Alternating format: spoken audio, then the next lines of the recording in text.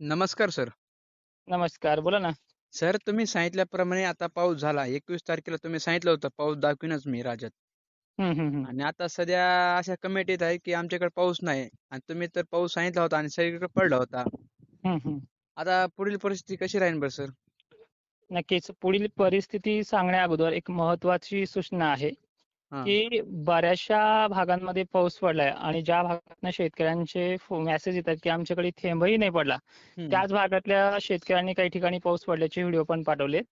तर ह्या व्हिडिओ पाठवणाऱ्या शेतकऱ्यांना एक विनंती आहे, की खरी आणि खुरी डिटेल्स पाठवत चला. गंगापूरच्या भागामध्ये पाऊस झालाय म्हणून मला मेसेज आले, पण तिथला शेतकरी म्हणतोय, की आमच्याकडे थेंबही नाही पडला. सेम हं. कंडिशन अहिल्यादेवी नगर परिसर, नाशिक क्षेत्र आणि धुळ्याच्या पण भागामध्ये आहे. तर अशा शेतकऱ्यांना विनंती आहे, की पाठवताना किती भाग सोडलाय हे देखील सांगत चला, जेणेकरून माझ्यामध्ये आणि शेतकऱ्यांमध्ये संभ्रम तयार होणार नाही. की मला वाटायचं की त्या ठिकाणी पाऊस पडला आणि त्यांनी सांगायचे आमच्याकडे थेंबही नाहीये. तर हं. डिटेलिंग्स काढण्यामध्ये किंवा त्यांना तारखा देण्यामध्ये 1-2 दिवसाचा उशिरा का होईना तारखा देऊयात. हं. पण गोंधळ मात्र होणार नाहीये. तर आता पुढची परिस्थिती बघा. आजही सेम कंडिशन आहे. ठिकाणं घ्यायला कमजोरी आणि कंजूसपणा पाऊस करेलच. पण वातावरण हे पूर्ण 3-4 दिवस अजूनही कायम असल्यामुळे एक निराशा आणि एक आशा सोडली जाऊ नये असा माझा एक वैयक्तिक त्यांना संदेश असेल. तर आता हं. परिस्थिती बघा. आपण आज कृत्रिम पावसाच्या प्रयोगाचं एक शेवटचं हत्यार उपसतो आहे. ज्यामध्ये नाशिक जिल्हा, धुळे, छत्रपती संभाजीनगर, जळगाव आणि सांगली बरोबरच सातारा आणि पंढरपूर जे काही धाराशिवचे पट्टे आहेत कुठे मोठे सोडलेले हं. यांच्यासाठी. उत्तरेकडील जालना जिल्ह्यासाठी देखील हे आपण आज माहिती Facebookवरती तोडकर हवामान अंदाज या प्रोफाईलवरती टाकतो आहे. हं. आणि तिथे तुम्ही जर सर्च करून जर तुम्हाला ते पेज नाही आलं तर अश्वलिंग तोडकर नावाने सर्च करा. नक्की ते येऊन जाईल किंवा तोडकर हवामान अंदाज सर्च करा. नक्की येऊन जाईल. हं. तर आता अंदाज उद्या 25 तारखेला महाराष्ट्रातल्या उत्तरेकडील भागांकडे सिस्टम सरकत आहे. म्हणजे पावसाची जी काही संततधार किंवा चांगल्या पद्धतीने बरसण्याचं जे काम आजपर्यंत मराठवाड्यामध्ये आणि खानदेशातल्या आपल्या विदर्भाच्या बहुतांश भागांमध्ये केलं आहे.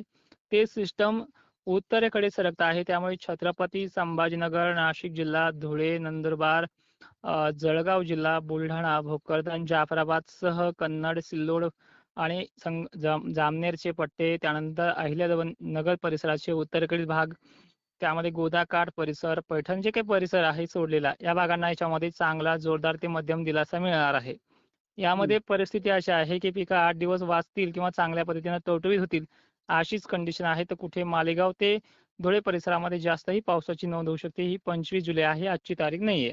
हं. तर सातारा, सांगली, पंढरपूर, मंगळवेढा परिसर येथेही रिमझिम ते झडीसारख्या पावसाचा आढावा हा अजूनही वाढतोय. आज सकाळपासून साताऱ्यामधल्या काही भागांमध्ये झडीच्या वातावरणाला सुरुवात झाली आहे.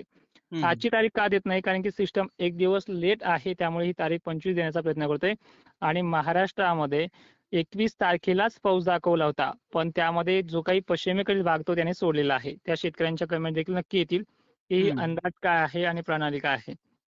तर आता मराठवाड्याची आणि विदर्भाची कंडिशन बघा.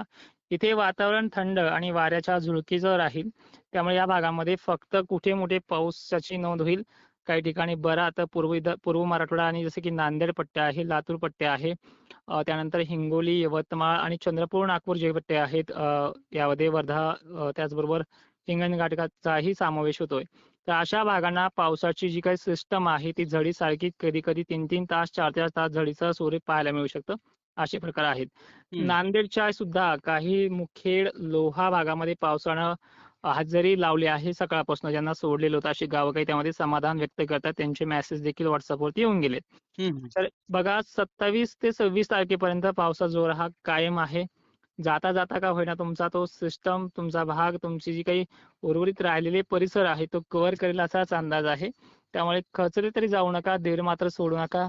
शेवटचा पर्याय म्हणून आपण कृत्रिम पावसाच्या प्रयोगाची जी काही डिटेल्स आहे ते आपल्या Facebook अकाउंटवरती शेअर करतो आहे. काही तासातच म्हणजे जवळपास 1 वाजेपर्यंत तो व्हिडिओ आपल्यापर्यंत पोहोचून जाईल आजच्या 24 जुलैला.